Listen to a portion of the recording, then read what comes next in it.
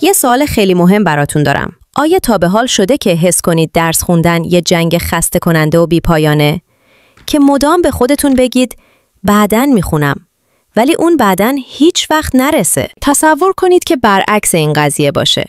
تصور کنید که معتاد درس خوندن بشید. نه از نوع منفی، بلکه از نوعی که هر بار که درس میخونید یه موج از رضایت و اعتماد به نفس بگیرید، طوری که نتونید ازش دست بکشید. مغز ما از کارهای سخت فرار میکنه. به خودت نگو 4 ساعت باید بخونم. فقط بگو فقط 2 دقیقه میخونم. ببین، قول بده فقط 1 کتابو باز کنی و 2 دقیقه بخونی. بعدش میتونی بیخیال بشی. اما جادوی این کار چیه؟ اکثر اوقات همین که شروع کنی دیگه ادامه میدی، چون سد اولیه شکسته شده. یه نشونه برای خودت بساز. مثلا همیشه بعد از خوردن صبحونه با یه فنجون چای خاص سر میز مطالعهات بشین.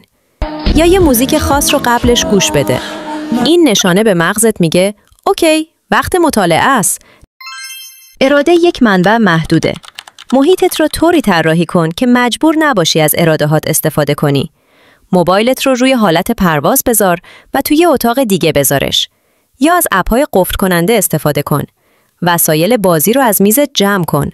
برعکس، کتاب‌ها، جزوه‌ها و یه بطری آب رو همیشه جلوی چشم بذار.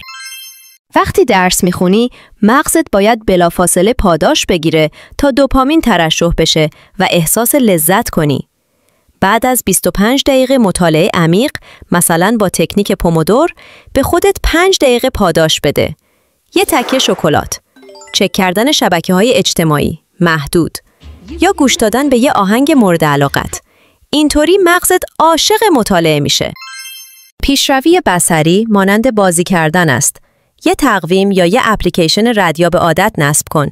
هر روز که مطالعه کردی تیک بزن یا یه ستاره بچسبون. دیدن این زنجیره موفقیت یه حس باور نکردنی بهت میده و میخوای که این زنجیره رو نشکنی. میتونی روی کاغذ بنویسی، روی دیوار بزنی تا جلوی چشمت باشه. به جای گفتن باید درس بخونم بگو میخوام این مبحث رو قورت بدم تا فردا سر کلاس حسابی بدرخشم. این قدرتمندترین تکنیکه. وقتی درس خوندن رو مساوی با رشد شخصی، اعتماد به نفس و رسیدن به هدفت میدونی، دیگه یه بار نیست، یه فرصته. پس این هم از رازها. ما قرار نیست قهرمانی باشیم که هیچ وقت خسته نمیشه. ما داریم یاد میگیریم که چطور مثل یه ورزشکار حرفه‌ای ذهنمون رو تربیت کنیم و از مسیر لذت ببریم. حالا نوبت توئه. امروز فقط یکی از این تکنیک‌ها رو انتخاب کن و اجراش کن. همون قانون 2 دقیقه کافیه تا یه زندگی جدید رو شروع کنی. اگر این ویدیو براتون مفید بود، حتما لایکش کنید و برای کسایی که بهش نیاز دارن ارسال کنید. همچنین سابسکرایب کانال رو فراموش نکنید تا این سفر رو با هم ادامه بدیم. نظرات و تجربیاتتون رو برام بنویسید. عاشق خوندنشون هستم. به توانایی هاتون ایمان داشته باشید. به امید فردایی درخشان.